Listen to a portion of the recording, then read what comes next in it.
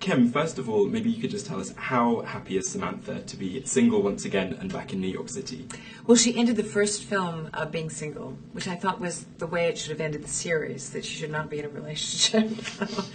And I think that it's wonderful that she is the one single gal left out of the four, that she takes them by the hand and says, we're going to Abu Dhabi. This is what is happening. We're not saying no to this. We need girlfriend time. And she puts her foot down.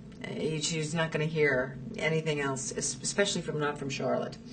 And so they go on this adventure. So I love it because it's the best of what the series was, in the sense it's the girls, not the guys and the girls. It's just the girls. And we do see a lot more of just the four of them. Yes, and that's lovely. Yeah. That's lovely. Now, Carrie refers to Sam at one point as the hormone whisperer, and I just wondered if you could tell us a bit about how you think Samantha's coping with the menopause. Well, I think at the beginning of the film she's coping very well because she has all of her ducks in a row. You know, she's got all of her potions and pills, and she's got her book, her Bible, and then as soon as she hits Abu Dhabi, all of that is taken away. So that's her conflict. How is she going to get through this last week without her hormones? But it's very funny, I think, and very well written. I feel like, you know, we get on a bus with Sex and the City, and we go for these incredible journeys, whether it's halfway around the world or to Mexico or even just downtown in New York. And these crazy things happen to these women, and they cope with them. And it's Samantha who we rely on to put the sex in Sex and the City too. Could you tell us a bit about the guys who she has encounters with in the film? Two gorgeous guys. I particularly like the guy at the wedding. He's like the Calvin Klein model or something. He's pretty gorgeous. And I think he's a really good actor, a really, really good actor. You know, the other one is a sort of fantasy romance. But I think they're very good balances for Samantha. But in both cases, Samantha's in control, which is where she likes to be. And there's a very touching line from Samantha in Sex and the City 2 where she says, men, babies, it doesn't matter, we're soulmates. I just wondered how important the women are to each other still, and perhaps even more so than ever.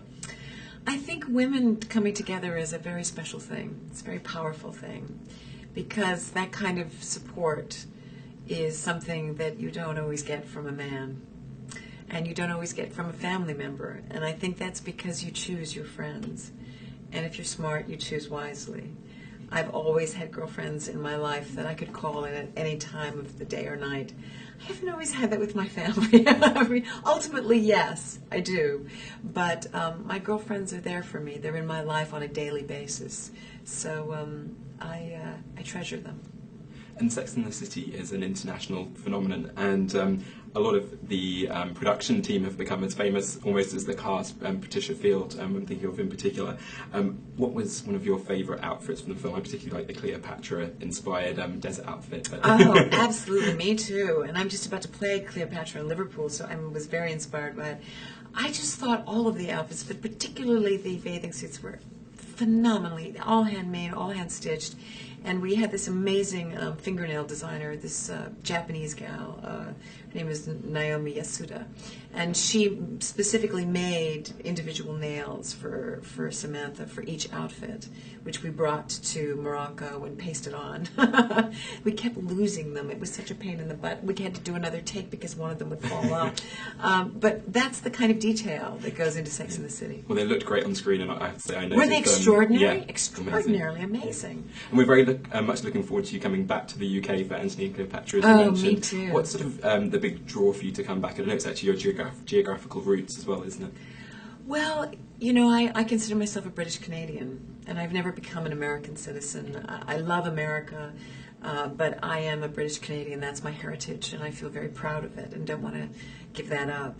But coming home to England, that's where I decided I wanted to be an actor. And there's something about the theater there and the actors there and the directors there, and that I feel very much at home, and I can't seem to stay away. They keep offering me these fabulous roles, and I just can't say no, with wonderful people, and it feels like my second home. That's good news for us. Anyway. Oh, thank you. Kim Cattrall, thanks very much. Thank you. Real pleasure. Thank you.